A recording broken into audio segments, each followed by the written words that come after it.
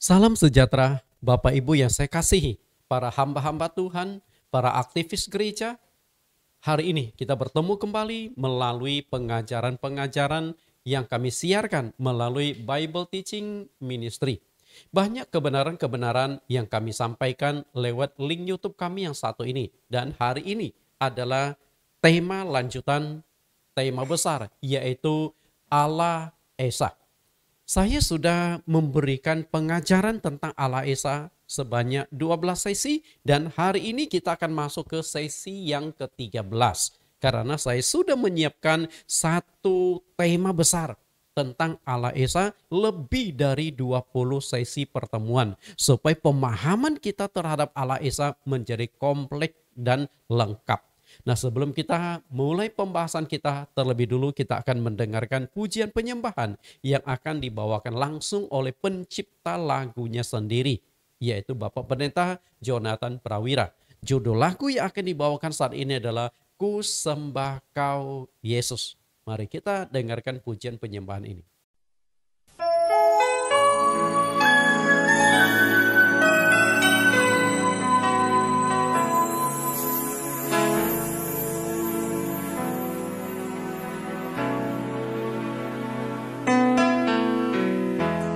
Karena Engkaulah Allah atas segala Allah. Yesus, Engkaulah Tuhan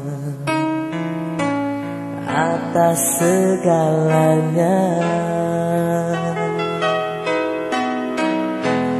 Karena Engkaulah Allah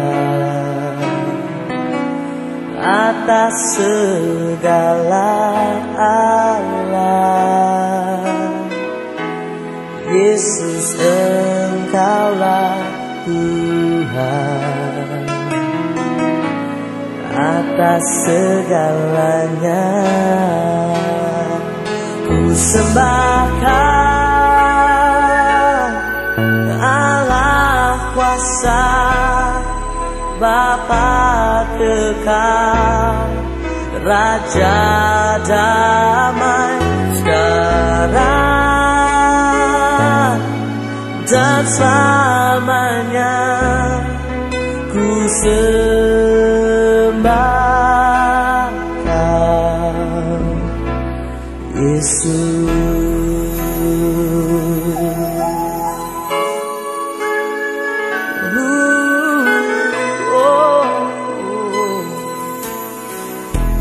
Karena Engkaulah Allah atas segala Allah. Yesus, Engkaulah Tuhan atas segalanya. Karena Engkaulah Allah atas segala Allah. Yesus, Engkaulah Tuhan atas segalanya. Ku sembah Kau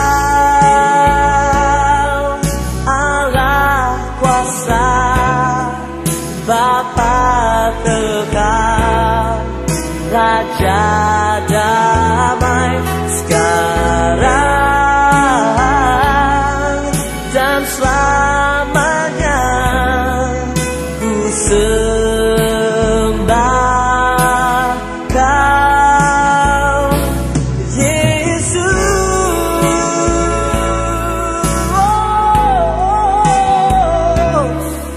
Bapa kekal, Raja damai sekarang dan selamanya. Ku sembah Kau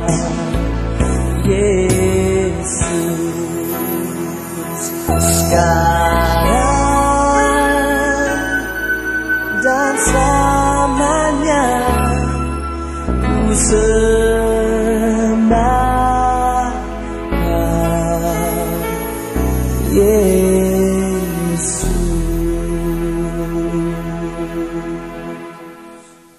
Bapak Ibu yang saya kasihi, kita sudah mendengarkan pujian penyembahan. Saya yakin bahwa lagu ini memberikan inspirasi bahwa Yesus Kristus adalah satu-satunya Allah yang layak dipuji, yang layak disembah. Dan hari ini kita juga akan membahas tentang bagaimana hubungan Bapa, Anak, dan Roh Kudus. Kita akan berdoa sebelum kita masuk ke dalam pengajaran ini. Di dalam nama Tuhan Yesus Kristus kami berdoa. Tuhan, Juru Selamat kami yang hidup. Terima kasih Engkau tetap menyertai kami, memimpin kami, sehingga satu sesi demi satu sesi dari tema besar mengenal Allah yang benar, Engkau tetap memimpin dan menyertai kami. Sehingga kami bisa mendapatkan pemahaman, pengetahuan yang baru sesuai dengan kebenaran firman-Mu. Karena itulah buka hati kami, telinga kami, dan mata kami, supaya apa yang kami dengar, apa yang kami lihat di layar, apa yang kami baca, itu akan menuntun kami memahami tentang entitas Allah secara keseluruhan. Supaya pemahaman kami, pengenalan kami terhadap Allah menjadi benar dan tepat. Bukan sekedar tersandung oleh berbagai macam doktrin-doktrin, pikiran-pikiran, filsafat-filsafat manusia yang tidak berdasarkan kebenaran firman-Mu. Pimpin kami Tuhan dari awal hingga akhir. Di dalam nama Yesus Kristus kami telah berdoa dan siap mendengarkan pengajaran pada hari ini. Amin. Bapak Ibu, kita akan lihat kembali tentang tema besar dari tema besar, yaitu mengenal pribadi Allah yang Maha Esa. Dan saya sudah siapkan lebih dari 20 sesi pertemuan. Nah, ini tema, lalu ada judul-judul untuk menjelaskan tema besar kita. Nah, inilah yang sudah saya berikan dari sesi 1 sampai sesi yang ke-10 sudah saya ungkapkan melalui YouTube dan tetap ada di dalam YouTube. Bagi Bapak Ibu yang mungkin baru pertama kali menemukan link YouTube ini atau baru bergabung, bisa menonton kembali dari sesi 1 sampai sesi yang ke-10. Kemudian sesi yang ke-11 sampai 20, apa saja isinya? Ini ada. Nah, hari ini yang akan kita kupas adalah sesi yang ke-13 dengan judul Bapa sama dengan Anak sama dengan Roh Kudus. Nah, ini akan memberikan satu inspirasi pemahaman yang baru. Karena selama ini banyak teolog-teolog mengatakan bahwa Bapa tidak sama dengan Anak, tidak sama dengan Roh Kudus, dan Roh Kudus tidak sama dengan Bapa. Menurut saya sama. Nah, di mana perbedaannya? Persoalannya kita akan belajar pada sesi yang ke-13 itu. Nah, kemudian ada sesi lagi 21, 22, 23. Jadi, saat ini materi yang sudah saya siapkan itu ada 23 sesi atau 23 judul. Tentu akan berkembang lagi. Mungkin sampai 25, mungkin sampai 30. Sebagaimana Tuhan menuntun, Tuhan membukakan pikiran saya. Lalu saya akan masuk ke dalam YouTube berurut terus sampai total pemahaman kita terhadap Allah Esa itu menjadi tepat dan benar. Oke, kita akan masuk dalam pengajaran kita hari ini. Allah Esa sesi yang ke-13, Bapa sama dengan Anak sama dengan Roh Kudus. 2000 tahun yang lampau, Tuhan Yesus pernah bertanya kepada murid-muridnya. Tuhan Yesus ingin tahu bagaimana sesungguhnya pemahaman masyarakat saat itu terhadap diri Yesus. Apakah mereka benar-benar sudah mengenal Yesus atau hanya tafsiran, hanya kira-kira saja. Kita akan baca di Matius pasal yang ke-16 ayat 13 sampai ayat yang ke-17. Ayat 13, setelah Yesus tiba di daerah Kaisarea Filipi, ia bertanya kepada murid-muridnya, kata orang, siapakah anak manusia itu? Jadi Yesus ingin dapatkan input dari murid-muridnya. Karena Tuhan Yesus mungkin tidak langsung bertanya, menurut kalian aku ini siapa? Menurut kalian aku ini apa dan sebagaimana? Kan tidak mungkin. Karena itulah murid-murid yang tahu, mungkin murid-murid yang langsung turun ke lapangan marketplace pernah mendapatkan informasi. Menurut pandangan masyarakat, siapakah Yesus Kristus itu sesungguhnya? Mungkin murid-murid juga pernah bertanya, menurut kalian siapa sih Yesus itu? Mereka ingin tahu bagaimana masyarakat menilai Yesus Kristus, mengenal Yesus Kristus itu siapa. Lalu bagaimana jawaban dari murid-murid? Tentu jawaban dari murid-murid itu berdasarkan input yang mereka dapatkan di masyarakat. Ayat 14. Jawab mereka, ada yang mengatakan Yohanes Pembaptis. Padahal Yohanes Pembaptis itu sudah mati, kepalanya sudah dipancung oleh Herodes. Jadi Yohanes Pembaptis yang mungkin dianggap bangkit dari kematian. Kemudian ada juga yang mengatakan Elia, ada pula yang mengatakan Yeremia atau salah seorang dari para nabi. Ternyata yang difokuskan itu adalah nabi-nabi perjanjian lama. Berarti kalau kita lihat ayat 14 ini, mereka orang-orang saat itu percaya adanya kebangkitan atau reinkarnasi. Kayaknya begitu ya. Sehingga Yesus Kristus itu dianggap reinkarnasi dari Yohanes Pembaptis, atau reinkarnasi dari Elia, Yeremia, atau reinkarnasi dari salah satu nabi-nabi tersebut. Berarti pemahaman mereka bahwa Yesus itu adalah orang yang dulunya pernah hidup dan sekarang hidup kembali. Itu pemahaman mereka. Nah, setelah mendapatkan jawaban tersebut, lalu Tuhan Yesus bertanya kepada murid-muridnya, tetapi apa katamu, siapakah aku ini? Jadi keinginan Tuhan Yesus adalah bagaimana masyarakat menilai dirinya, bagaimana murid-muridnya menilai dirinya. Yesus ingin tahu seberapa jauh pemahaman murid-murid Yesus itu terhadap dirinya. Karena pemahaman itu penting agar mereka tidak salah. Dari perkataan ini sangat jelas. Tuhan Yesus ingin agar manusia, terutama pengikut-pengikutnya, terlebih lagi spesifik murid-muridnya, mengenal dia bukan hanya secara umum, melainkan mengenal Yesus Kristus itu secara spesifik. Siapakah dia itu sesungguhnya? Mungkin banyak orang tanpa disadari, mengenal Allah itu masih sebatas pengenalan secara umum, bukan secara spesifik. Bagaimana yang dimaksud umum dan spesifik? Contohnya begini loh.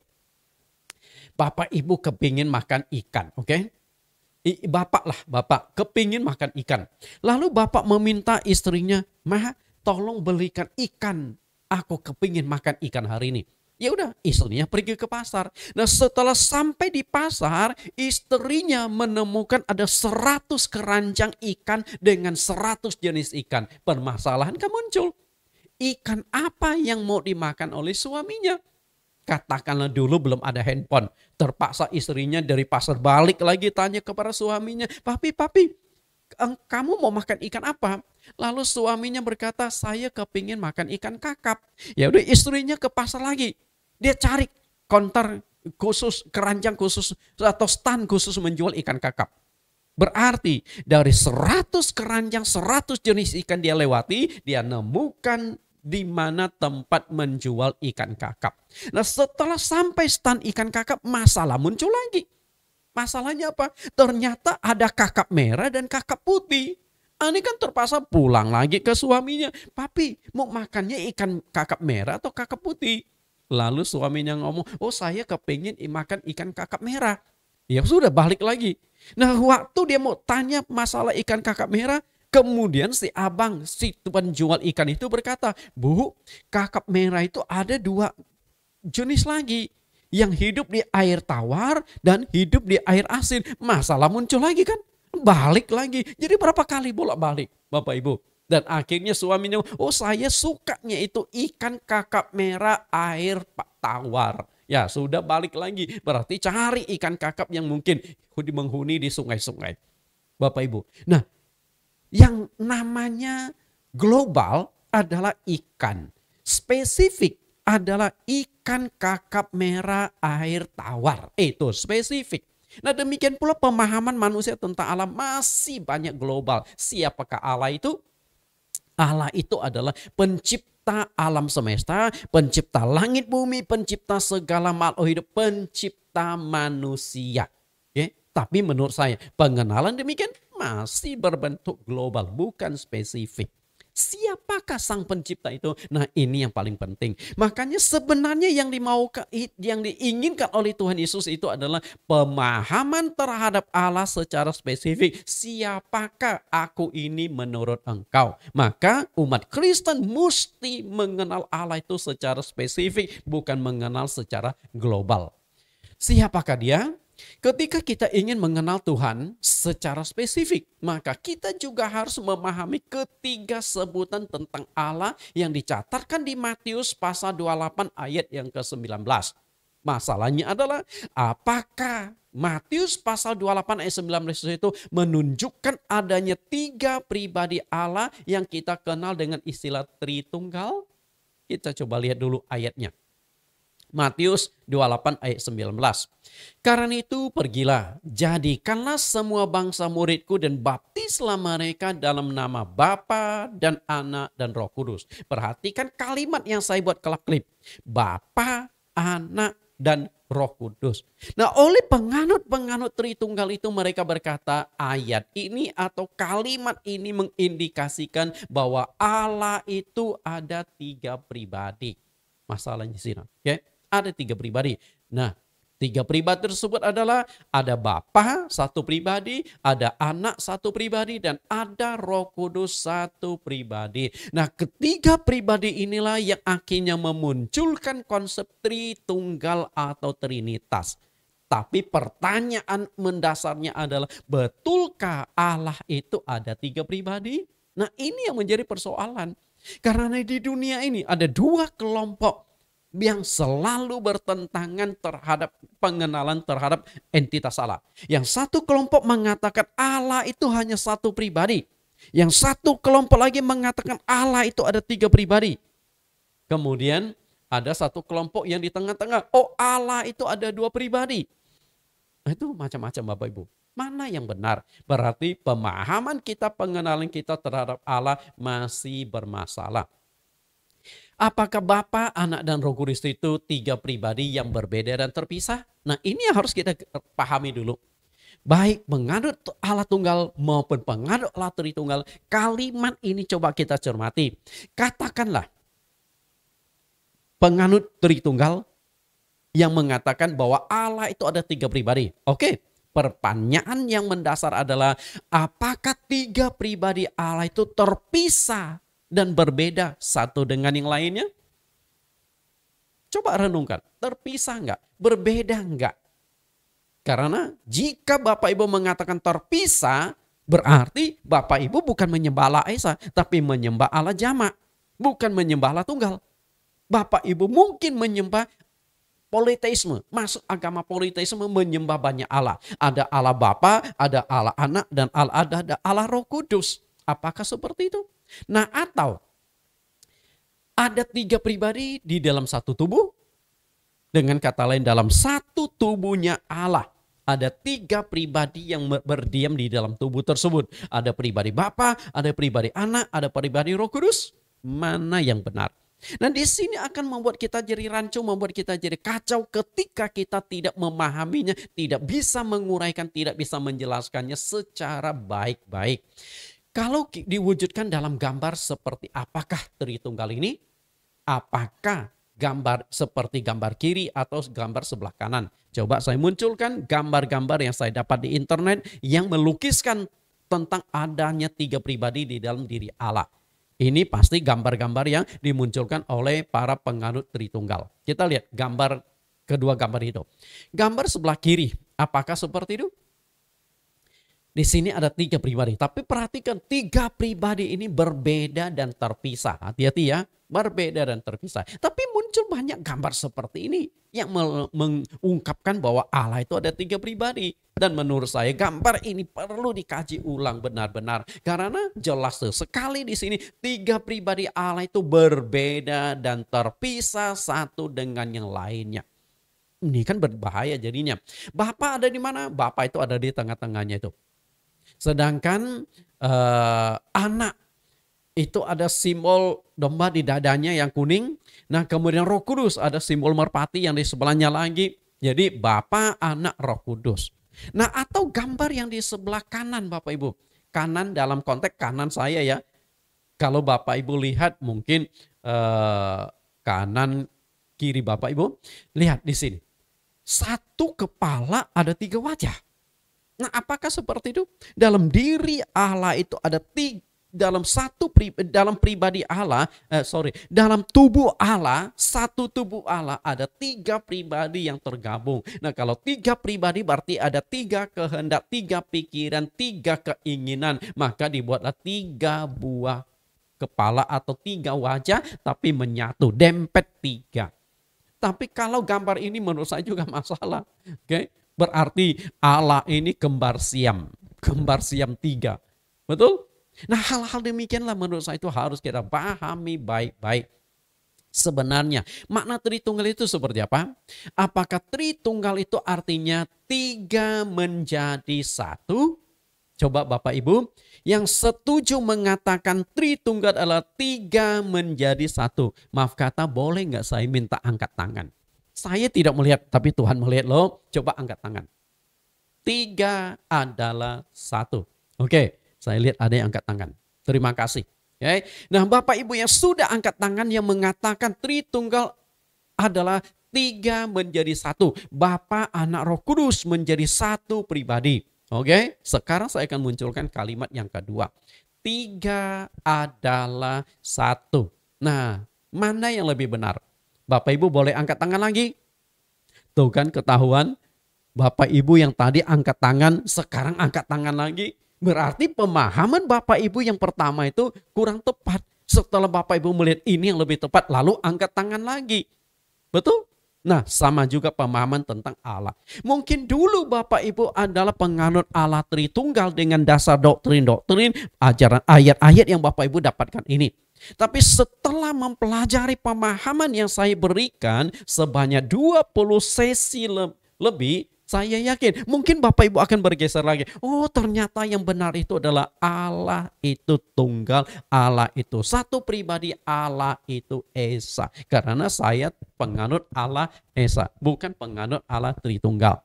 Tapi tentu saya tetap menghargai, tetap menghormati penganut Allah Tritunggal.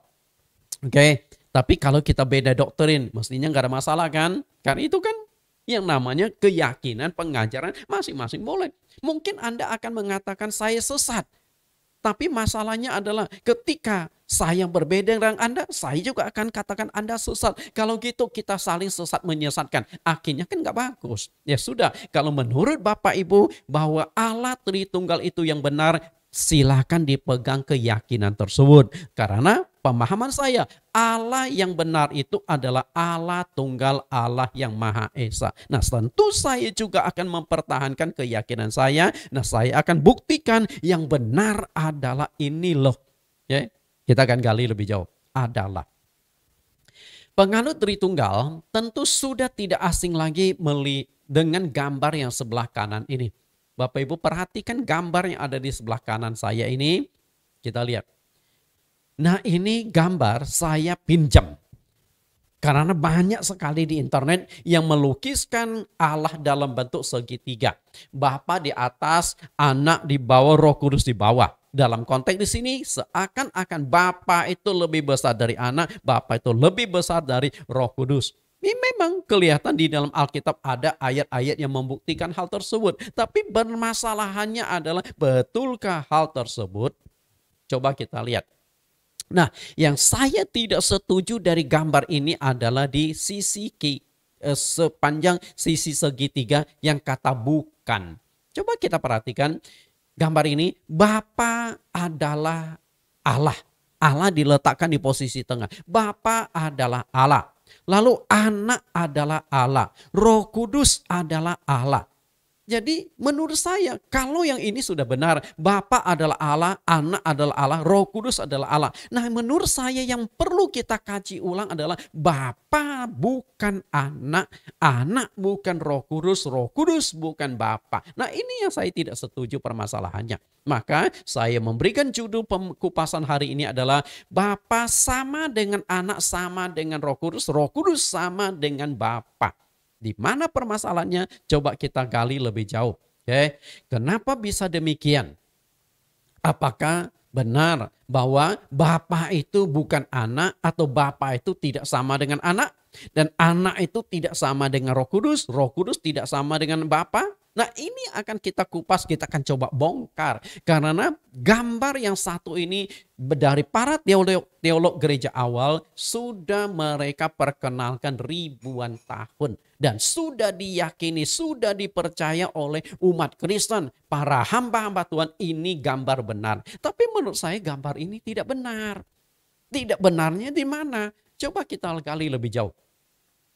Ternyata konsep yang dipakai di dalam Alkitab itu adalah menggunakan kata adalah, bukan menjadi. Tadi kan saya sudah tanya, Tritunggal, 3 menjadi 1 atau 3 adalah 1. Ternyata kalimat yang dipakai di Alkitab itu adalah. Kita lihat 1 Yohanes 5 ayat 7 sampai 8. Sebab ada 3 yang memberi kesaksian di dalam sorga. Bapa, Firman, dan Roh Kudus. Dan ketiganya adalah satu. Perhatikan kata adalah. Dan ada 3 yang memberi kesaksian di bumi. Roh dan air dan darah. Dan ketiganya adalah satu. Ternyata Alkitab menggunakan bahasa atau istilah kata adalah. Bukan menjadi. Nah kalau adalah seharusnya itu sama. Bapa sama dengan anak, sama dengan Roh Kudus sama dengan Bapa. Seharusnya pengertian itu ke sana. Artinya segitiga tadi itu perlu dikoreksi ulang. Yang mengatakan Bapa tidak sama dengan anak, anak tidak sama dengan Roh Kudus tidak sama dengan Bapa. Justru menurut saya sama. Di mana permasalahannya kita coba lihat. Bapak Ibu perhatikan gambar ini. Gambar animasi yang menurut saya untuk menjelaskan tentang Tritunggal itu sangat-sangat bagus. Perhatikan gambar animasi ini, pertanyaannya adalah 3 pribadi Allah itu menyatu atau terpisah? Menyatu dalam satu tubuh atau terpisah? Atau kadang-kadang menyatu, kadang-kadang terpisah? Jadi seperti sandiwara ya. Seperti film-film. Kadang-kadang jadi orangnya mungkin ilmunya tinggi. Kadang-kadang dia bisa menjadi satu tubuh, satu pribadi. Kadang-kadang dia bisa menjadi lebih dari satu pribadi. Muncul. Misalnya dia bisa mengcopy dirinya. Kan banyak film-film silat seperti itu ya. Ini kan hanya teknologi manusia dalam editing video. Kita lihat. Jika Bapa dan Anak dan Roh Kudus itu ada di dalam satu pribadi, seharusnya ketiganya sesama posisi, sama hakikat. Karena Bapa, Anak, Roh Kudus ada di dalam satu pribadi. Seharusnya itu sama posisi, sama hakikat. Kecuali kalau di luar pribadi. Ada 3 pribadi, Bapa, Anak, Roh Kudus terpisah. Kalau begitu saya mungkin setuju bahwa Bapa tidak sama dengan Anak, tidak sama dengan Roh Kudus tidak sama dengan Bapa. Karena 3 pribadi yang berbeda dan terpisah. Tapi kalau dalam satu pribadi otomatis itu seharusnya sama. Bagaimana tidak sama? Karena itu menurut saya doktrin Tritunggal ada kerancuan. Ya, kerancuan. Kadang-kadang dia mengatakan bahwa Allah itu ada 3 pribadi. Tapi anehnya di dalam 3 pribadi itu ada Bapa, Anak, Roh Kudus yang semuanya itu tidak sama. Jadi menurut saya doktrin Tritunggal atau Trinitas adalah doktrin yang ambigu. Oke, doktrin yang ambigu artinya di dalam satu konsep muncul 2 pengajaran, 2 pemahaman yang berbeda. Lalu mana yang benar? Satu sisi mengatakan Allah itu Esa, tapi di sisi lain mengatakan Allah itu ada 3 pribadi. Esa dalam ketiga pribadi. Oke. Jika Bapa adalah Allah, Anak adalah Allah, Roh Kudus juga adalah Allah. Seharusnya Bapa sama, kita lihat gambar ini. Oke. Seharusnya Bapa sama dengan Anak, sama dengan Roh Kudus, dan Roh Kudus sama dengan Bapa. Seharusnya kan begitu, betul? Karena perhatikan gambar ini, di atas ada Bapa, di kiri ada Anak, di kanan ada Roh Kudus. Lalu di tengah-tengah ada Allah. Bapa adalah Allah, Anak adalah Allah, Roh Kudus adalah Allah. Dengan katanya Bapa sama dengan Allah, Anak sama dengan Allah, Roh Kudus sama dengan Allah. Nah, kenapa Bapa tidak sama dengan Anak tidak sama dengan Roh Kudus tidak sama dengan Bapa? Di tengah-tengahnya itu sama, lalu di kiri kanan garis itu berbeda. Nah, itu yang menurut saya tidak masuk akal, sulit diterima. Karena itulah yang saya setuju adalah kata adalah. Bapa sama dengan anak, anak sama dengan Roh Kudus sama dengan Bapa. Atau Bapa adalah anak, anak adalah Roh Kudus adalah Bapa. Karena itu satu kesatuan yang tidak terpisahkan. Kita lihat lebih jauh. Nah, ini menurut saya ini yang benar. Karena itu kata bukan saya tutup diganti menjadi adalah. Tentu gambar ini bukan saya ciptakan, saya hanya mengubah sedikit. Maaf kalau saya mengubah berdasarkan pemahaman pengertian saya tanpa bermaksud untuk melanggar hak cipta orang. Bagaimana hubungan Bapa, Anak dan Roh Kudus itu? Selama ini kita disuguhkan gambar yang sebelah kanan dengan penjelasan bahwa Bapa bukan anak. Anak Bapa bukan Roh Kudus bukan Bapa. Dengan kata lain tidak sama. Tapi anehnya Bapa sama dengan Allah, Anak sama dengan Allah, Roh Kudus sama dengan Allah. Jadi menurut saya itu ada masalah yang serius dengan gambar yang seperti ini. Kalau di tengah-tengahnya sama, kenapa di kiri kanan atas itu tidak sama? Seharusnya sama. Permasalahan adalah Bapa tidak sama dengan Anak. Penjelasan gambar di kanan ya, Bapa tidak sama dengan Anak, Bapa tidak sama dengan Roh Kudus, Anak tidak sama dengan Roh Kudus. Selama ini kita disuguhkan pemahaman seperti ini dan kita anggap itu benar. Dan menurut saya itu tidak benar. Makanya saya akan coba bongkar. Tapi berdasarkan pemahaman saya dengan dasar ayat-ayat yang akan saya tunjukkan di bagian bawah ini. Karena itu mohon jangan langsung menghakimi. Langsung ketika Bapak Ibu sudah sekian lama percaya ini gambar yang benar. Ketika saya katakan gambar ini tidak benar. Gambar segitiga yang menjelaskan Allah ini tidak benar. Lalu Anda katakan Pak Nathan sesat. Belum tentu Bapak Ibu. Coba kita pahami pelan-pelan. Oke, kita lihat dulu. Gambar ini menurut saya itu sangat aneh. Bapa adalah Allah. Anak adalah Allah. Roh Kudus adalah Allah. Nah, kalau tiga-tiganya itu adalah Allah, seharusnya ya, jika Bapa, Anak dan Roh Kudus itu sama-sama Allah, seharusnya Bapa sama dengan Anak sama dengan Roh Kudus. Benar gak? Seharusnya. Ini yang benar. Kita lihat dari dua konsep tentang Allah di bawah ini mana yang lebih benar. Konsep pertama, kita lihat kembali gambar yang selama ini kita disuguhkan. Terutama diyakini sebagai kebenaran oleh penganut Tritunggal. Lalu saya munculkan gambar yang sebelah ini, kelihatan gambar ini masih sama. Nah, yang saya ubah adalah kata bukannya. Oke. Kenapa saya ganti menjadi bukan? Kata bukan itu saya ganti adalah karena dasar ayatnya adalah 1 Yohanes 5 ayat yang ke-7. Sebab ada 3 yang memberi kesaksian di dalam sorga. Bapa, Firman, dan Roh Kudus. Dan ketiganya adalah satu. Ketika Bapak Ibu mengatakan Bapa tidak sama dengan Anak, Anak tidak sama dengan Roh Kudus tidak sama dengan Bapa, berarti Bapak Ibu sudah melanggar 1 Yohanes 5 ayat yang ke-7. Benar gak? Karena di sini dikatakan sama kok.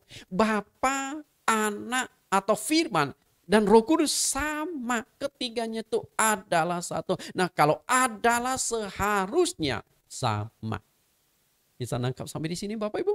Perhatikan kata adalah. Jadi menurut saya gambar yang benar adalah yang ada di sebelah kanan ini, yang saya buat kelap-kelip, yang kata bukan saya ganti menjadi adalah. Karena berdasarkan 1 Yohanes 5 ayat yang ke-7 itu. Ini yang gambar yang benar. Berarti gambar yang benar adalah yang ada di sebelah kanan, dalam konteks sebelah kanan saya. Kemudian gambar yang menurut saya keliru adalah yang ada di sebelah kiri. Di mana kelirunya kita akan buktikan berdasarkan ayat-ayat Alkitab nantinya. Perhatikan saya perbesar gambar ini Bapak Ibu. Bapa, Anak, dan Roh Kudus, di tengah-tengahnya ada Allah. Bapa adalah Allah.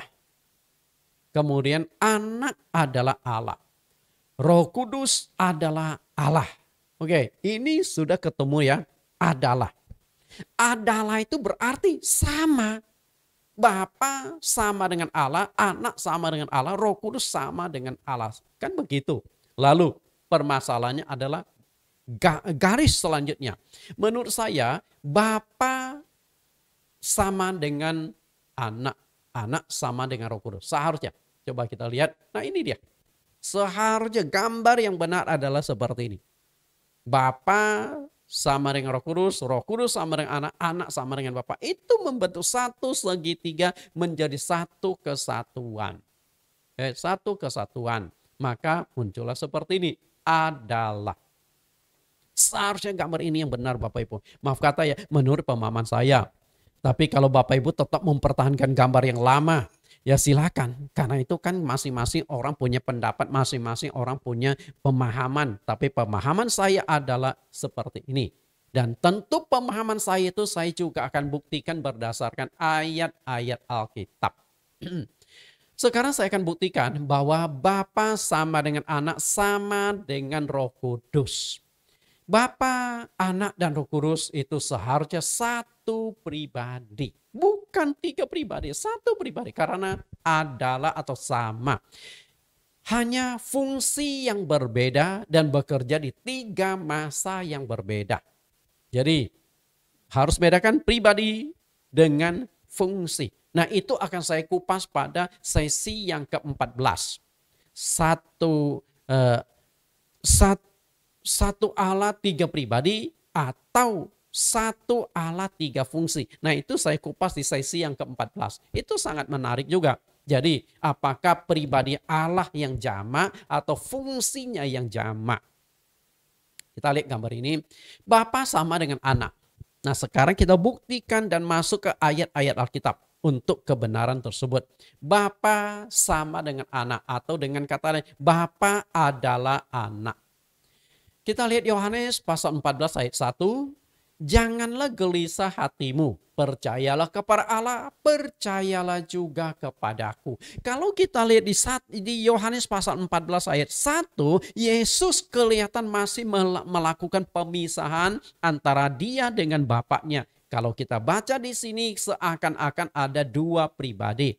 Percayalah kepada Allah dan juga percayalah kepadaku. Artinya kalau orang-orang di dunia percaya kepada Allah saja tidak cukup.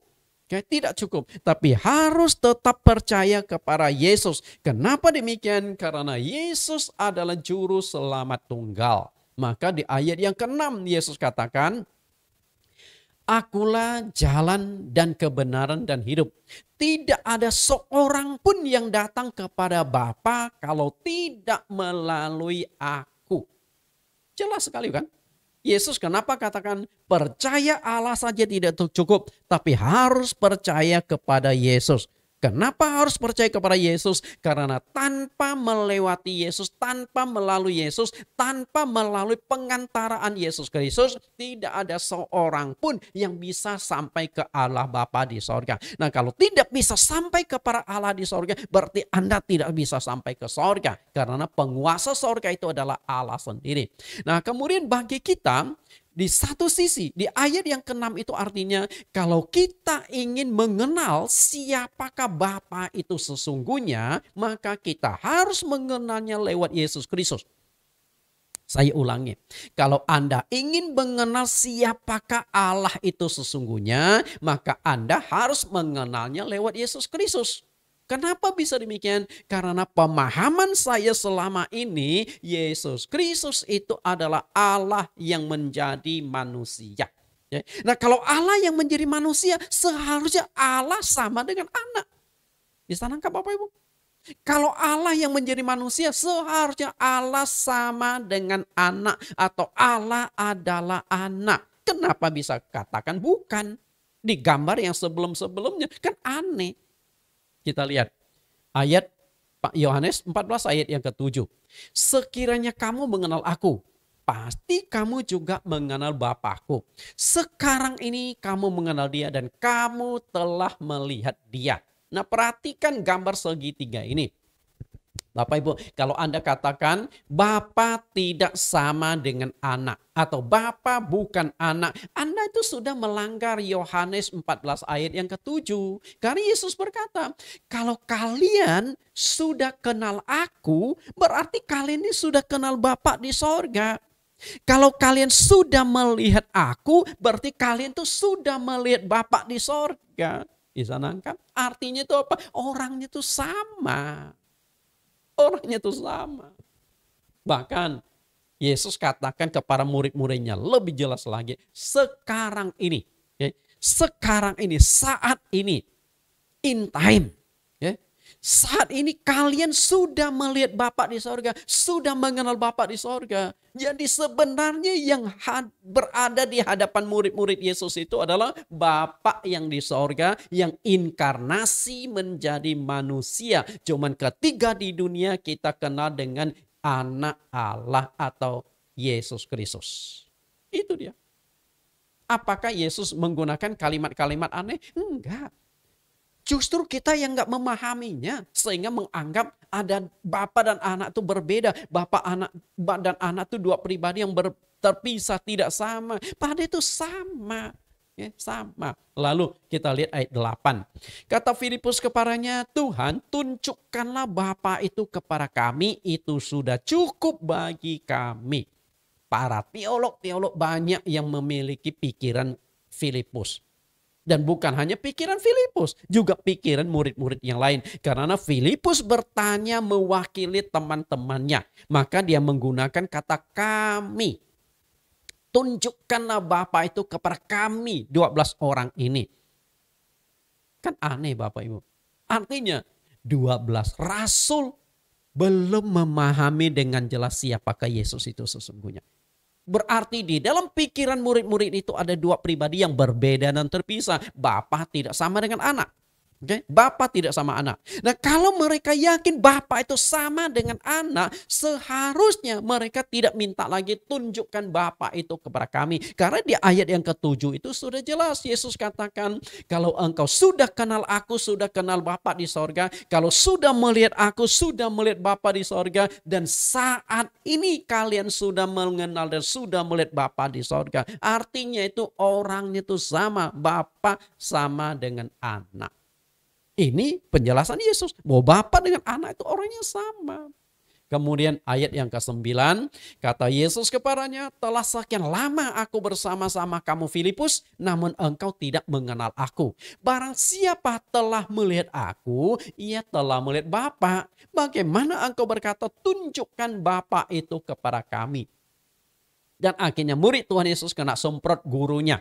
Filipus, lu ini kelewatannya. Siang malam 3 tahun engkau bersama-sama dengan aku. Tapi kamu tidak mengenal aku. Kelewatan kamu. Karena apa? Aku sudah katakan. Sekali aku katakan ulang. Kalau kalian sudah kenal aku. Berarti kalian itu sudah kenal Bapa di sorga.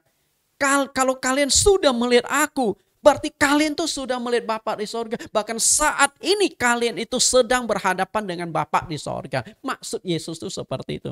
Tapi apakah murid-murid bisa menangkap? Nah, jika murid-murid yang 3 tahun siang malam bersama dengan Yesus saja tidak mengenal Yesus itu sesungguhnya, bagaimana dengan kita yang hanya membaca Alkitab, yang tidak hidup bersama dengan Yesus? Lebih sulit lagi mengenalnya. Maka tidak heran.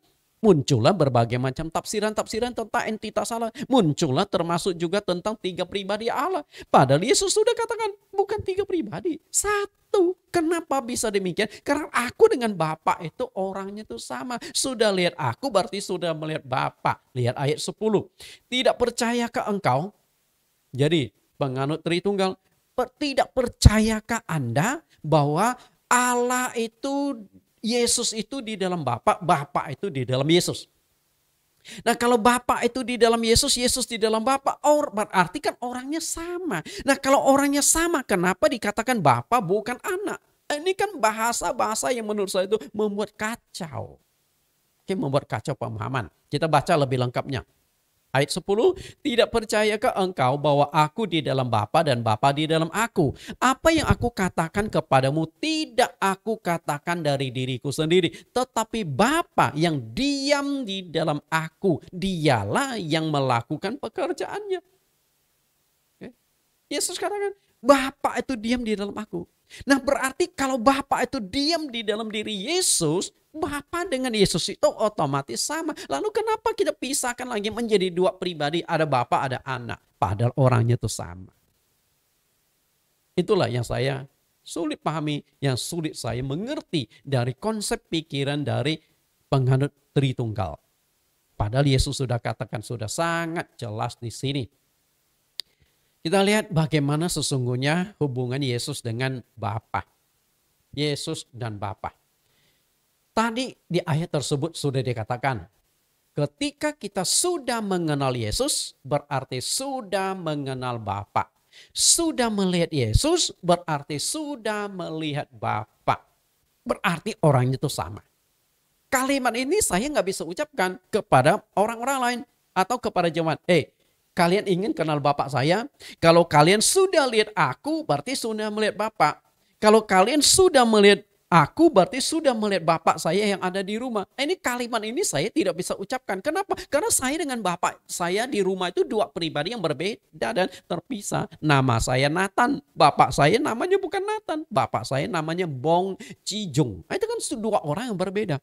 Sehingga saya nggak bisa berkata, kalau kalian sudah kenal aku, berarti sudah kenal Bapak saya yang di rumah, si Bong Cijung ini. Kan nggak bisa. Karena dua pribadi yang berbeda. Ya. Tapi Yesus katakan, kalau kalian sudah lihat aku, sudah lihat Bapak. Sudah kenal aku, sudah kenal Bapak. Karena orangnya tuh sama.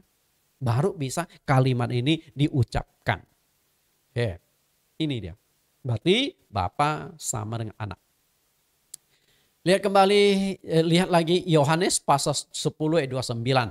Perhatikan baik-baik di sini kelihatan masih jamak. Yohanes 10 ayat 29. Bapakku yang memberikan mereka kepadaku lebih besar daripada siapapun. Dan seorang pun tidak dapat merebut mereka dari tangan Bapa. Di ayat 29 ini Yesus masih menggunakan dua pribadi. Ada Bapa, ada anak. Bapa lebih besar dari anak. Nah, Bapa lebih besar dari anak itu kita lihat dalam konteks waktu. Ketika Yesus di dunia, otomatis Yesus itu lebih kecil dari Bapa. Tapi dalam kekekalan, Yesus dengan Bapa itu orangnya sama. Karena dia adalah Allah yang menjadi manusia yang dicatatkan di Yesaya pasal yang ke-9 ayat yang ke-5 dan ayat yang ke-6. Kemudian Yesaya pasal 7 ayat 14. Dia yang menjadi manusia, lahir menjadi manusia yang disebut Immanuel atau Allah beserta kita. Perhatikan di ayat 29 ini, Yesus menggunakan bahasa simbolis, bahasa kiasan. Dan bahasa kiasan sudah saya jelaskan di sesi-sesi yang lain. Banyak kalimat yang Yesus pakai dengan bahasa kiasan. Nah lalu di ayat yang ke-30 Yesus katakan, aku dan Bapa adalah satu. Maka karena Alkitab menulisnya seakan-akan ada dua pribadi, Bapa dengan anak itu berbeda dan terpisah, maka kita memahami seakan-akan benar ada dua pribadi. Padahal tidak. Aku dan Bapa adalah satu. Kata adalah, perhatikan. Jadi gambar yang selama ini kita yakini, gambar segitiga, Bapa bukan anak. Atau Bapa tidak sama dengan anak. Saya ganti adalah, karena dasar ayatnya adalah ini. Bapa adalah anak. Yesus dengan Bapa adalah satu. Berarti orangnya sama. Kita lihat roh, daging, dan roh. Jadi ceritanya dari roh menjadi daging. Artinya Allah menjadi manusia. Allah menjadi manusia dalam diri Yesus Kristus. Nah setelah tugas Yesus atau anak Allah di dunia selesai, dia kembali ke surga menjadi roh lagi. Jadi dari roh ke daging, dari daging ke roh kembali. Kita lihat dari roh ke daging. Di dalam perjanjian lama, Allah Bapa sebelum inkarnasi menjadi manusia. Dari roh. Nah, dari roh menjadi daging berarti masa ke masa transisi. Masa transisi itu adalah sewaktu Yesus hidup di dunia. 30 tahunan, 33 tahun itu saya anggap sebagai masa transisi. Masa penyambung antara perjanjian lama dengan perjanjian baru.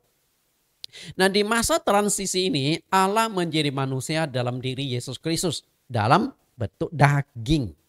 Karena itu Yesus dalam bentuk daging artinya Allah menyatakan diri dalam wujud daging. Sebenarnya Allah menjadi daging, bisa makan, bisa minum, bisa interaksi, bisa bicara langsung dengan manusia. Itu sudah pernah terjadi. Masih ingat di Kejadian ketika Abraham menyambut 3 orang tamu. Siapakah 3 itu? Satunya adalah Allah, 2-nya adalah malaikat. Betul? Mereka, Allah itu roh, malaikat itu roh. Tapi mereka hadir dalam wujud daging.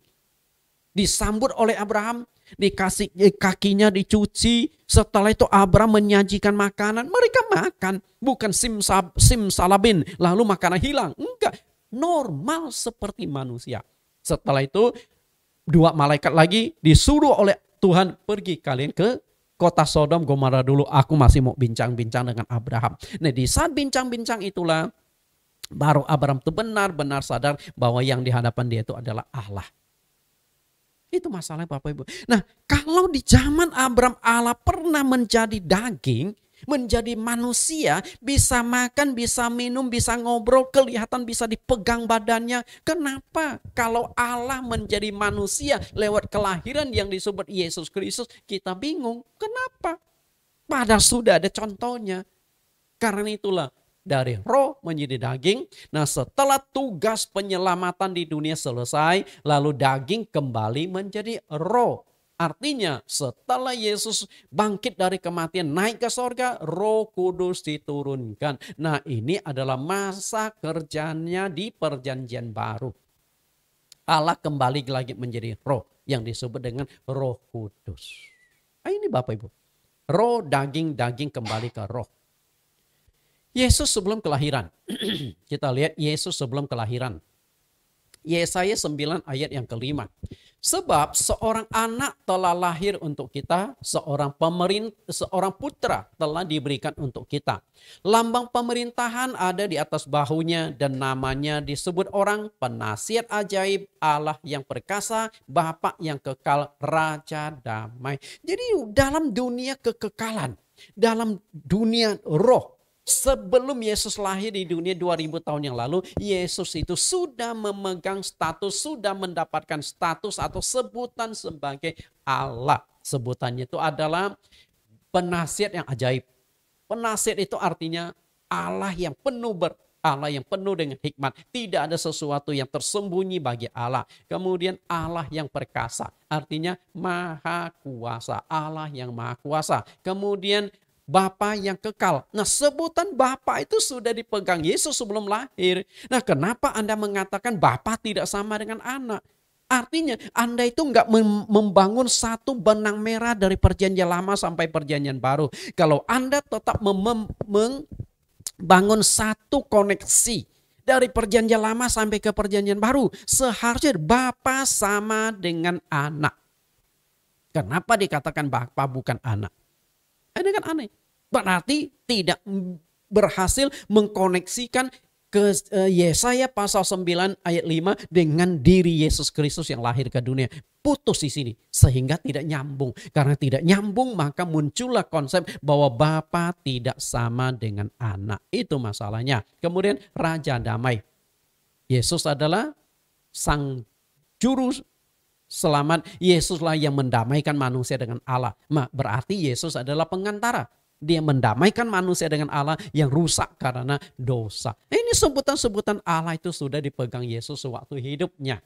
Kemudian Yesaya 9 ayat yang ke-6. Besar kekuasaannya dan damai sejahtera tidak akan berkesudahan di atas tata Daud dan di dalam kerajaannya. Karena ia mendasarkan dan mengokohkan dengan keadilan dan kebenaran dari sekarang sampai selama-lamanya. Kecemburuan Tuhan semesta alam akan melakukan hal ini. Yang dinubuatkan Bapa, kemudian Allah, semua itu telah lahir. Dia lahir dari garis keturunan Raja Daud. Maka waktu Yesus hidup di dunia, Yesus sering disebut anak Daud. Berarti yang dinubuatkan Yesaya 9 ayat 5 dan ayat 6 adalah diri Yesus Kristus. Bapa yang menjadi manusia. Kalau Bapa menjadi manusia, di dunia dia tetap menjadi Bapa. Tapi Bapa dalam wujud daging. Oke, Bapa dalam wujud daging. Karena itu Bapa itu dengan anak itu sama. Kemudian lebih jauh dikatakan, Bapa itu, Allah itu lahir melalui seorang perawan. Yesaya 7 ayat 14. Sebab itu Tuhan sendirilah yang akan memberikan kepadamu suatu pertanda. Sesungguhnya seorang perempuan muda mengandung dan akan melahirkan seorang anak laki-laki. Dan ia akan menamakan dia Immanuel. Perhatikan kata Allah yang akan dilahirkan itu. Allah yang akan dilahirkan dari seorang perawan itu disebut Immanuel. Dan kata Immanuel itu apa? Immanuel artinya adalah Allah beserta kita. Artinya Allah hadir di tengah-tengah dunia, Allah hidup di tengah-tengah masyarakat. Lalu siapakah yang dimaksudkan Allah hadir dan hidup di tengah-tengah masyarakat? Kita baca di Matius pasal 1 ayat 22 dan 23. Hal itu terjadi supaya genaplah yang difirmankan Tuhan oleh Nabi. Jadi Nabi yang dimaksudkan adalah Nabi Yesaya ini. Karena kata Immanuel hanya dicatatkan di dalam Nabi Yesaya ini. Di perjanjian lama. Kita lihat 23, sesungguhnya anak darah itu akan mengandung dan melahirkan seorang anak laki-laki. Dan mereka akan menamakan dia Immanuel. Yang berarti Allah menyertai kita. Jadi sebenarnya jelas ya. Siapakah Yesus itu? Yesus itu Allah yang lahir menjadi manusia. Tinggal di tengah-tengah dunia. Tapi masalahnya adalah orang tidak mengenal siapakah Yesus itu sesungguhnya. Maka tidak heran Yesus bertanya kepada murid-muridnya, menurut kalian siapakah aku ini?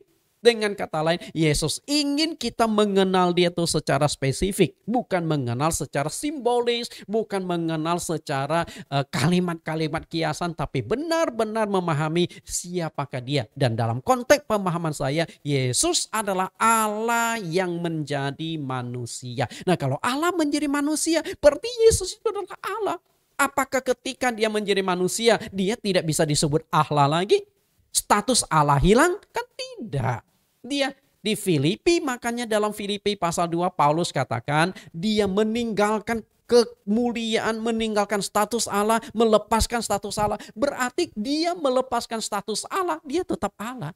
Hanya status itu dia lepaskan untuk sedikit waktu. Sewaktu dia tugasnya di dunia selesai, dia kembali lagi ke surga. Status Allah dia ambil kembali, berarti dia tetap adalah Allah. Lihat Yohanes 1 ayat 1 dan ayat 14. Pada mulanya adalah firman, firman itu bersama-sama dengan Allah dan firman itu adalah Allah. Seringkali kita memahami Alkitab karena bisa salah, karena Alkitab menggunakan gaya bahasa. Ketika Anda tidak memahami gaya bahasa, maka Anda akan salah tafsir. Misalnya gaya bahasa sarkasme, kalimat itu keras. Yesus juga pernah memakai bahasa sarkasme, artinya keras, kasar.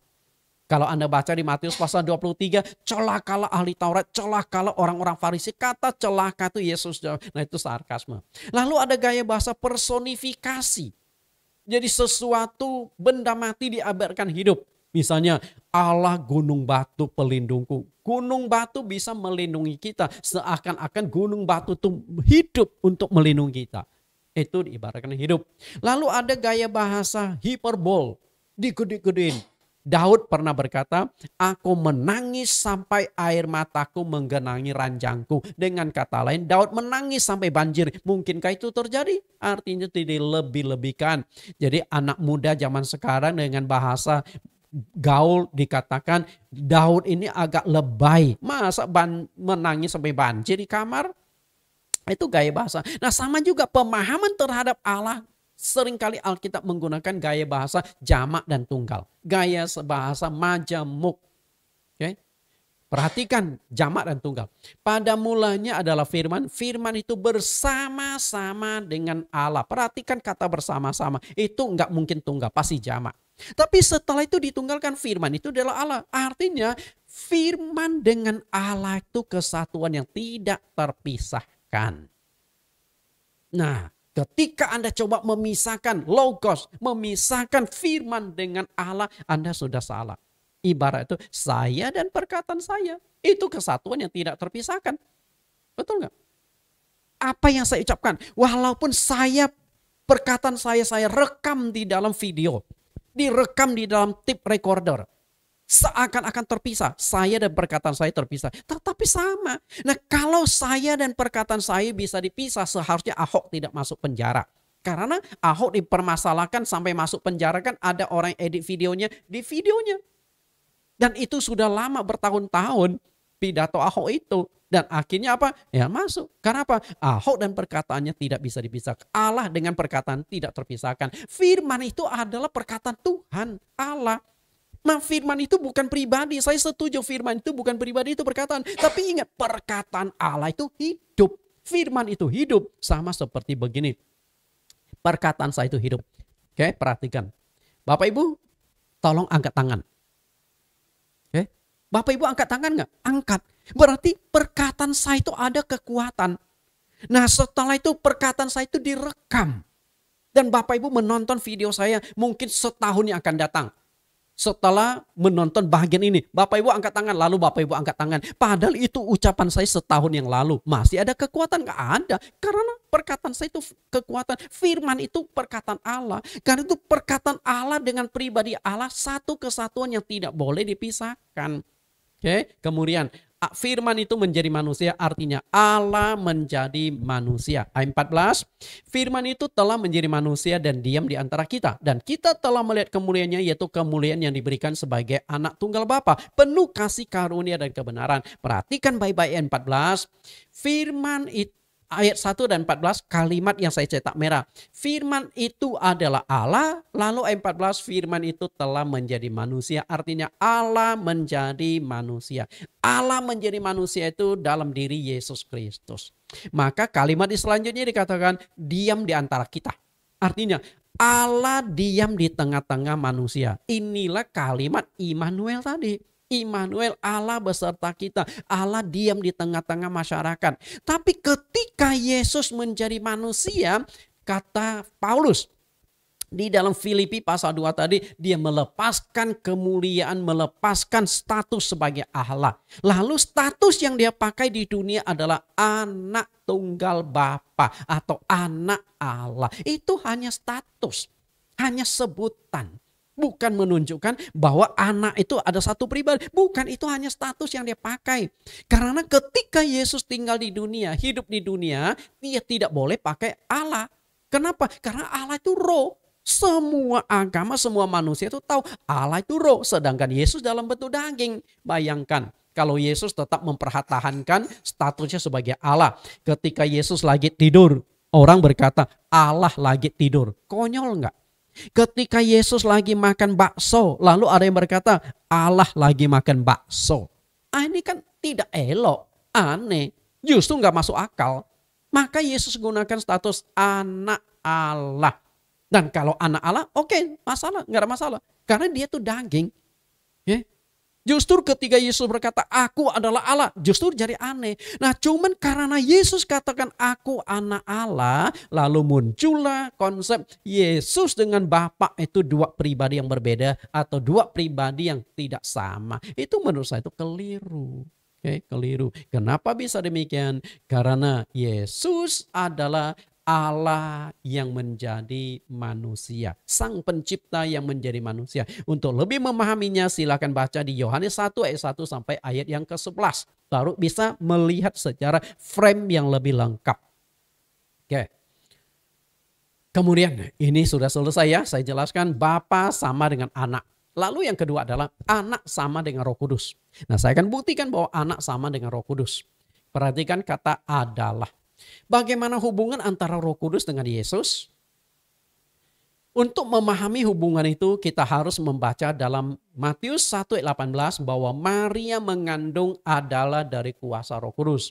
Matius 1 ayat 18. Kelahiran Yesus Kristus adalah seperti berikut. Pada waktu Maria, ibunya bertunangan dengan Yusuf, ternyata ia mengandung dari Roh Kudus sebelum mereka hidup sebagai suami istri. Perhatikan kata sebelum mereka hidup sebagai suami istri. Nah, Maria itu mengandung. Ternyata mengandung itu bukan dari benih manusia, bukan dari benihnya calon suaminya yang bernama Yusuf, tapi Roh Kudus. Artinya Roh Kudus turun masuk ke dalam rahim Maria. Perhatikan gambar animasi ini. Roh Kudus turun masuk ke dalam rahim Maria. Artinya apa? Yang ada di dalam kandungan Maria itu apa? Roh Kudus, betul? Karena yang masuk itu Roh Kudus.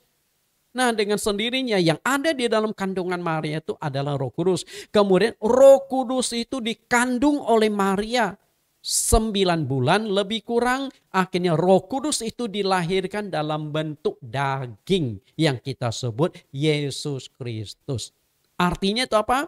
Roh Kudus itu adalah rohnya Tuhan Yesus sendiri. Mestinya kan begitu. Bisa nangkap gak? Roh Kudus adalah rohnya Yesus sendiri. Kalau begitu, Roh Kudus sama dengan Yesus nggak? Roh Kudus sama dengan anak nggak? Sama. Roh Kudus sama dengan anak. Nah, untuk lebih jauh saya akan buktikan bahwa Roh Kudus itu sama dengan Yesus, sama dengan anak. Bukan dua pribadi yang berbeda dan terpisah. Lihat Kisah Rasul 16 ayat 6 sampai 7. Ayat 6, mereka melintasi tanah Frigia dan tanah Galatia karena Roh Kudus mencegah mereka untuk memberitakan Injil di Asia. Perhatikan kata Roh Kudus di ayat yang ke-6. Lalu ayat yang ke-7, dan setibanya di Misia mereka mencoba masuk ke daerah Bitinia, tetapi Roh Yesus tidak mengizinkan mereka. Ayat yang ke-6 itu disebut Roh Kudus. Roh Kudus. Karena Roh Kuduslah yang menuntun mereka dalam pelayanan penginjilan. Tapi di ayat yang ke-7 disebut Roh Yesus. Ini sama. Roh Kudus itu adalah rohnya Tuhan Yesus sendiri.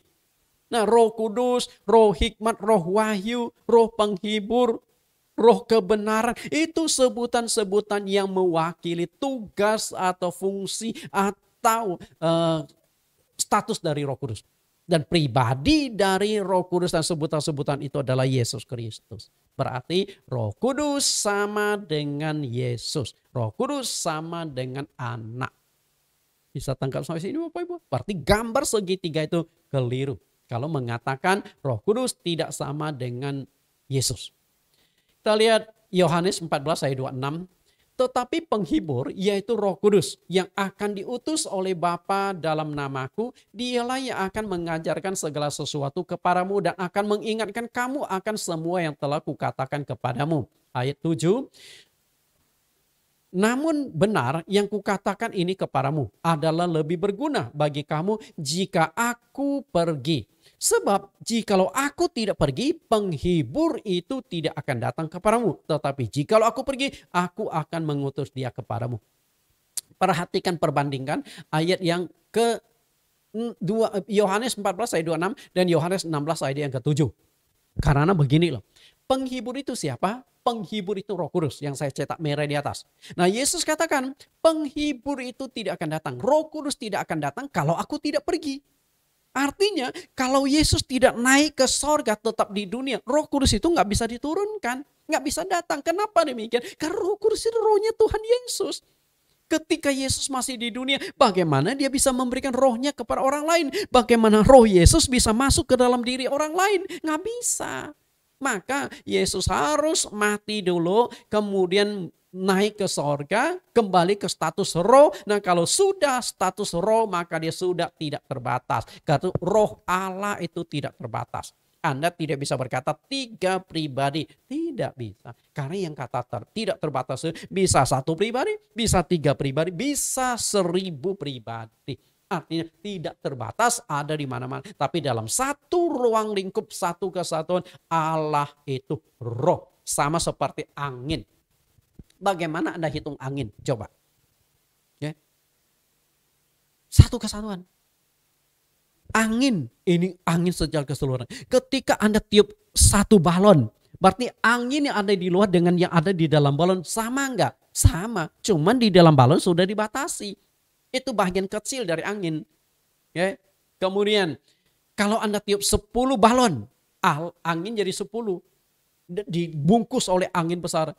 Kalau ada 1000 balon artinya angin itu ada 1000, tapi dibungkus dalam angin keseluruhan memenuhi alam semesta ini. Itulah gambaran seperti roh yang tidak terbatas. Jikalau Yesus tidak pergi ke sorga, Roh Kudus atau penghibur tidak akan datang. Karena Roh Kudus itu adalah rohnya Tuhan Yesus sendiri. Berarti Roh Kudus sama dengan Yesus. Perbandingan dua perikop ayat ini tentang Roh Allah dan Roh Kudus dan Roh Yesus. Perhatikan kata ini. Roma 8 ayat 14 sampai 17. Semua orang yang dipimpin Roh Allah adalah anak Allah. Sebab kamu tidak menerima roh perbudakan yang membuat kamu menjadi takut lagi. Tetapi kamu telah menerima roh yang menjadikan kamu anak Allah. Oleh roh itu kita berseru, ya Aba, ya Bapa. Roh itu bersaksi bersama-sama dengan roh kita bahwa kita adalah anak-anak Allah. Dan jika kita adalah anak, maka kita juga adalah ahli waris. Maksudnya orang-orang yang berhak menerima janji-janji Allah yang akan menerimanya bersama-sama dengan Kristus. Yaitu jika kita menderita bersama-sama dengan Dia. Supaya kita juga dipermuliakan bersama-sama dengan Dia. Lalu lihat Galatia 4 ayat 6. Dan karena kamu adalah anak, maka Allah telah menyuruh roh anaknya ke dalam hati kita. Yang berseru, ya Aba, ya Bapa. Jadi kamu bukan lagi hamba, melainkan anak. Jikalau kamu adalah anak, maka kamu adalah ahli waris oleh Allah. Perbandingkan Roma pasal 8 ayat 14 sampai 17 dengan Galatia pasal 4 ayat 6 sampai ayat ke-7. Beberapa kata perhatikan, roh Allah. Ya, roh Allah. Yang dipimpin oleh roh Allah adalah anak-anak Allah. Nah, oke. Kemudian di ayat yang ke Galatia mengatakan Allah menyuruh roh anaknya. Roh Yesus Kristus. Berarti roh Allah sama rohnya Yesus Kristus itu roh yang sama. Yang masuk ke dalam diri kita yang berseru, ya Aba, ya Bapa. Roh Kudus sama dengan roh Allah, sama dengan roh Yesus. Lihat Roma 8 ayat 9.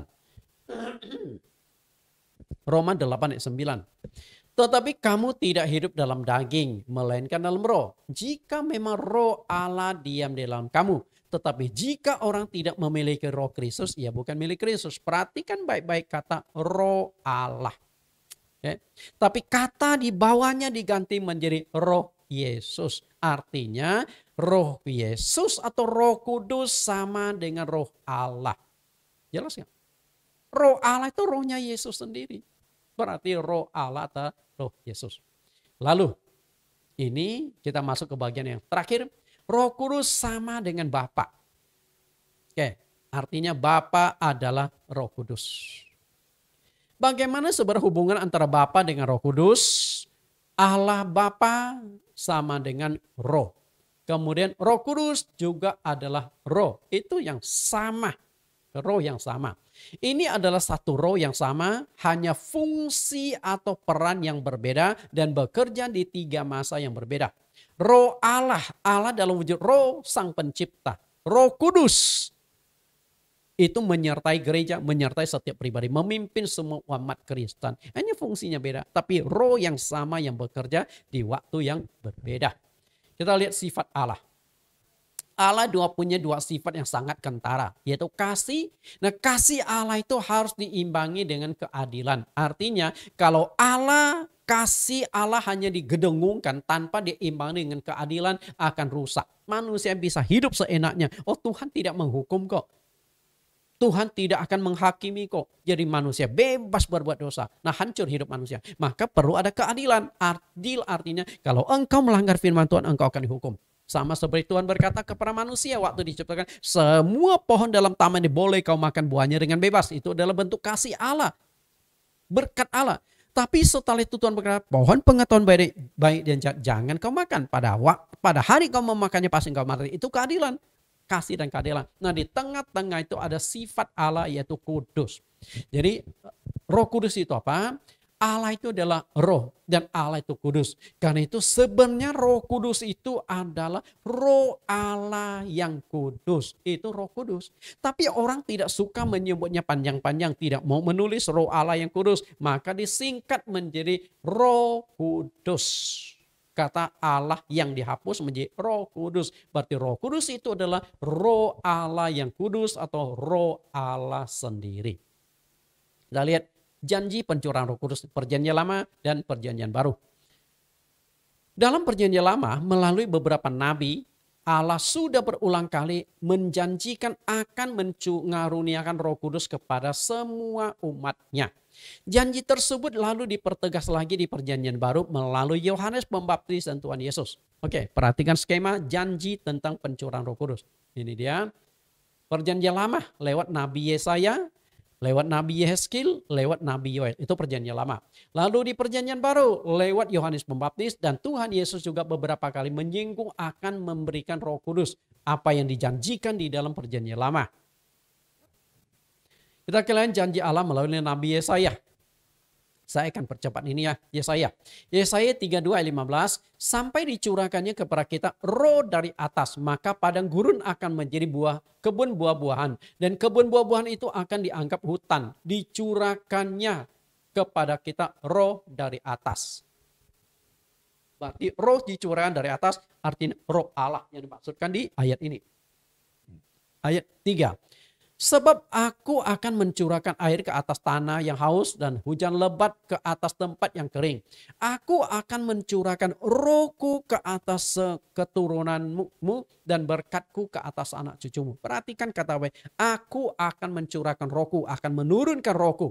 Nah, ini adalah janji pencurahan Roh Kudus yang nanti akan digenapi di hari Pentakosta.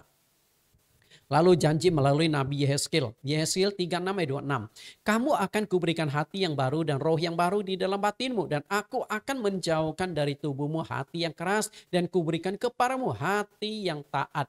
Rohku akan kuberikan diam di dalam batinmu.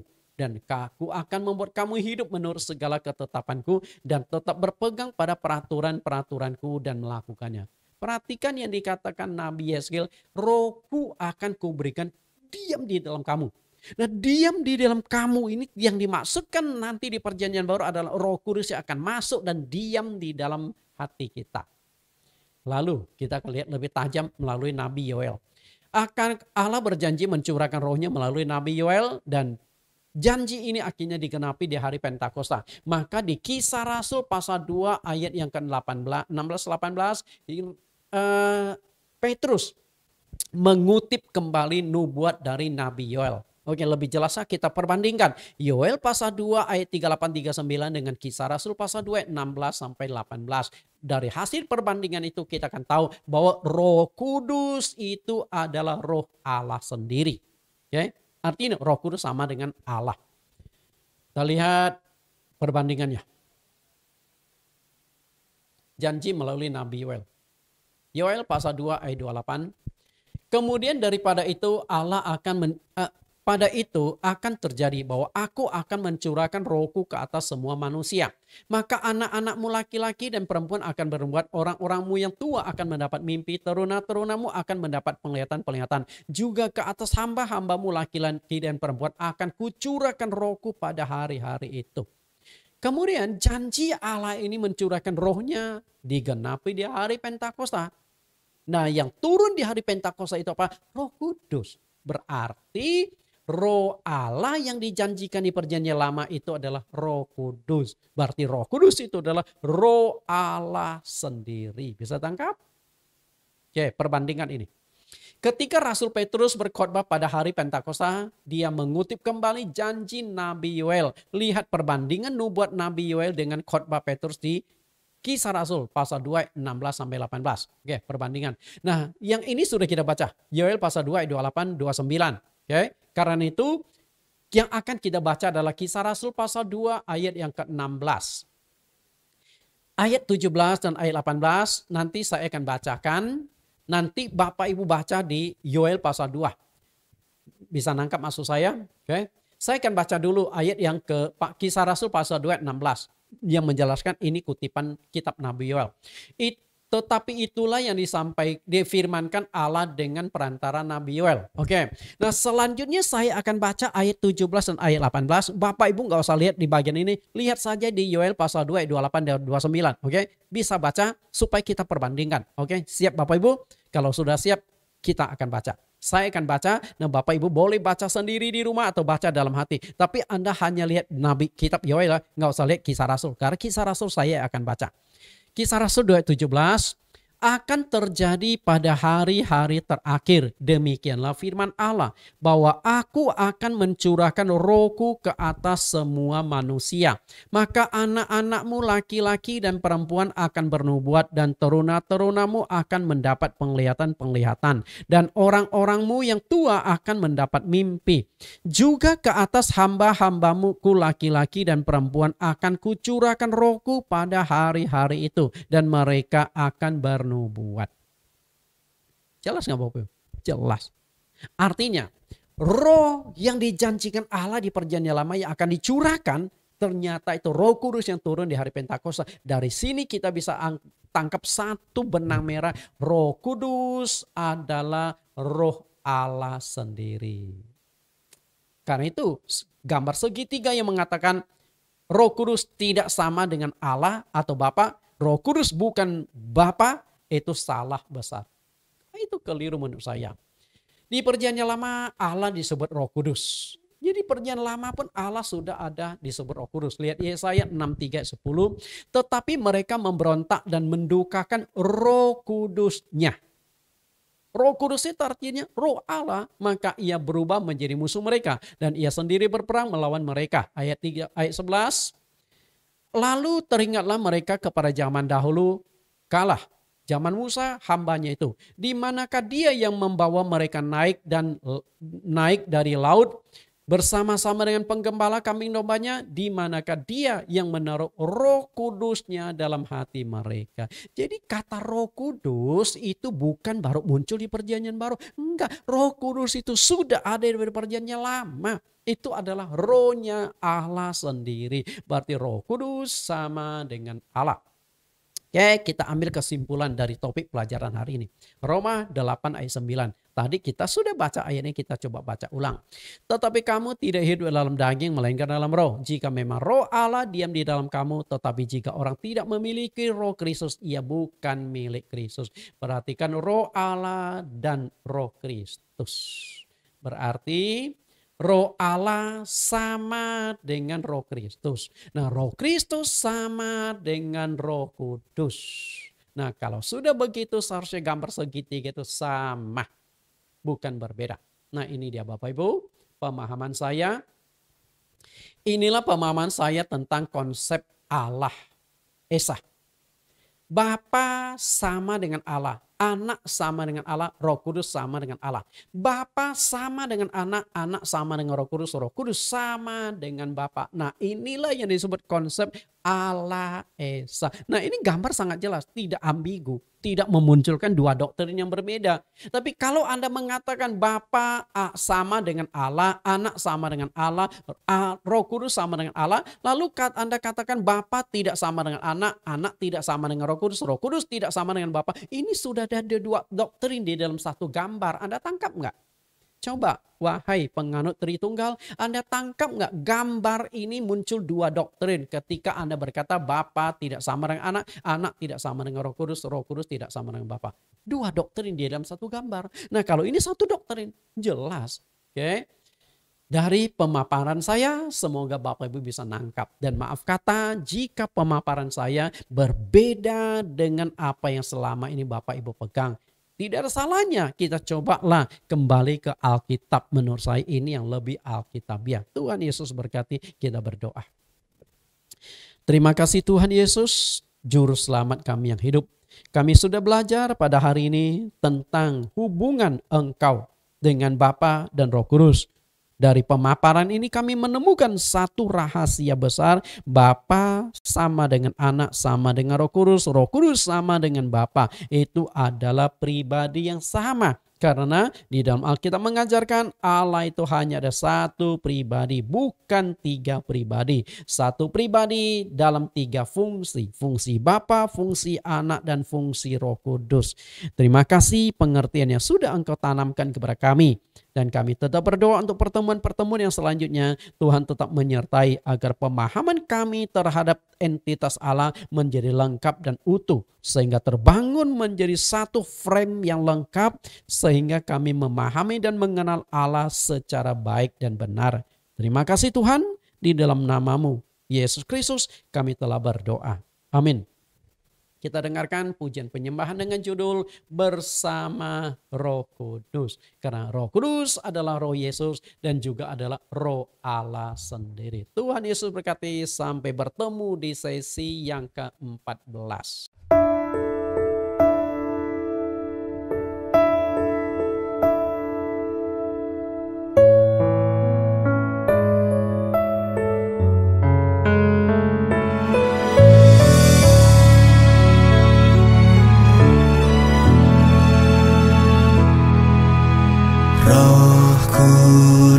Tercurah ke atasku, lebih berkuasa dari semua perkara di depanku. Ku percaya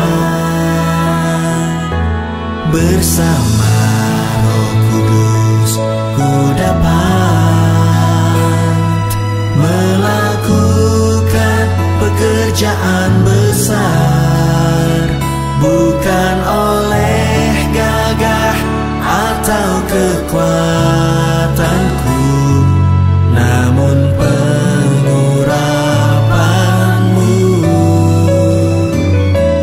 Bersama Roh Kudus ku lihat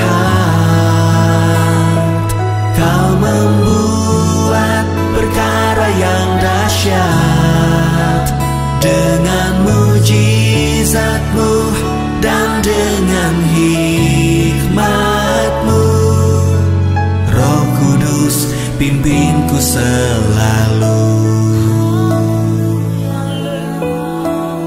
Tuhan, kami percaya sejak Engkau mencurahkan Roh Kudus-Mu ke atas kami, itu bukan saja membuktikan bahwa Engkau tidak pernah meninggalkan kami sendiri, namun Roh-Mu selalu menuntun kami agar kami tahu jalan mana yang harus kami tempuh, dan kami mampu melakukan apa yang Kau perintahkan kepada kami.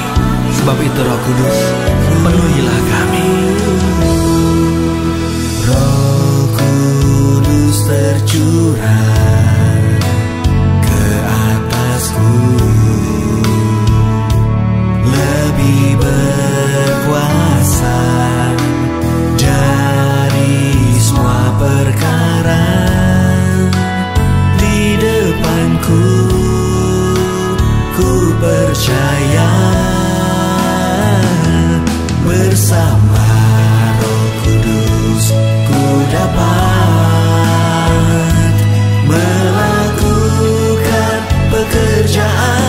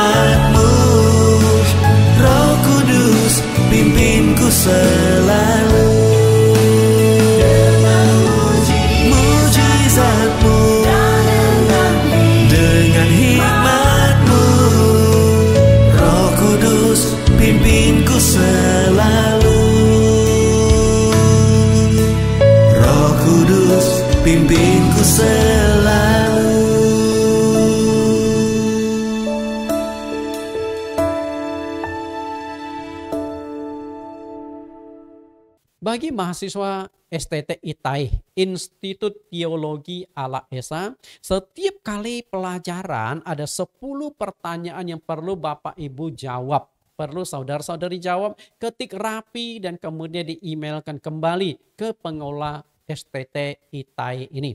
Kita lihat 10 pertanyaan.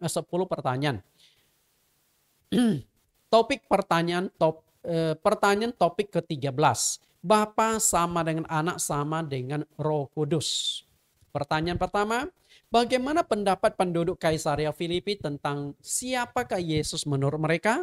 Lalu apa pemahaman mereka sudah benar? Kalau belum benar, Anda coba jelaskan. 2, ketika kita ingin mengenal siapa Yesus itu, maka kita juga harus mengenal 3 sebutan yang dicatatkan di Matius 28:19. Nah, tuliskan ketiga sebutan yang dimaksudkan di ayat tersebut. 3, menurut pemahaman saudara, apakah Allah itu 3 pribadi yang berbeda dan terpisah? Ataukah 3 pribadi dalam satu tubuh? Atau Anda punya pandangan sendiri? Silakan Anda jawab dengan kalimat bahasa Anda. 4, Alkitab menggunakan istilah adalah untuk menggambarkan entitas Allah. Tuliskan teks ayat Alkitab yang menggunakan istilah tersebut. Adalah. Sebenarnya ada 2. Ada satu di Injil dan satu lagi itu di 1 Yohanes. Silakan cari ayatnya, ketik teksnya. 5, apakah Anda setuju jika Bapa adalah Allah, Anak adalah Allah, kemudian Roh Kudus adalah Allah, seharusnya Bapa sama dengan Anak sama dengan Roh Kudus. Setuju enggak? Kalau Anda setuju, jelaskan alasannya. Tidak setuju, jelaskan alasannya. Pertanyaan 6, jelaskan dengan bukti-bukti ayat Alkitab bahwa Bapa sama dengan Anak. Tidak perlu teksnya, hanya pasal ayatnya. Jelaskan yang ke-7, jelaskan dengan bukti-bukti ayat kitab bahwa Anak sama dengan Roh Kudus. 8, jelaskan dengan bukti-bukti ayat Alkitab bahwa Roh Kudus sama dengan Bapa. Roh Kudus itu adalah Roh Allah sendiri. Pertanyaan 9, tuliskan lengkap teks ayat yang dalam kitab Roma 8 yang menegaskan bahwa Roh Allah sama dengan Roh Yesus Kristus. Pertanyaan terakhir, Allah berjanji akan mencurahkan Roh Kudus. Dalam perjanjian lama, janji itu disampaikan lewat siapa dan di perjanjian baru disampaikan lewat siapa. Cukup tulis kitab dan pasalnya saja. Tuhan Yesus berkati.